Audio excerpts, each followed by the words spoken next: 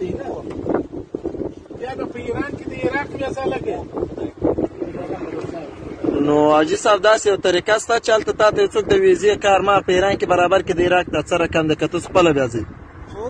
معنا داسې یو د ویزې طریقه امریکا هلته برابرېږي ته خپله بیا ورځئ سفارت ته خبره هملاین د ایران دا کار کړی دی ښه سر د ایران ما خروج شروع کېدو نور نو خدای به چې هغه ویني ما پوښتنه به کوي چې ته په ایران کې څه شی راځي زه به خپل شی هغه به هغه رقم تګلاره کوي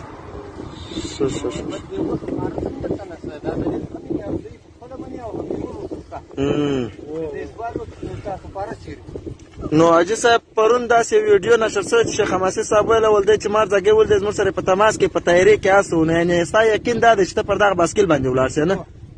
دا د دغسې په ښه اراده خودګان په د رب رضا او چې ته پر دغه باسکل هغسې هم کولو ځکه چې ما د لارې درک نه و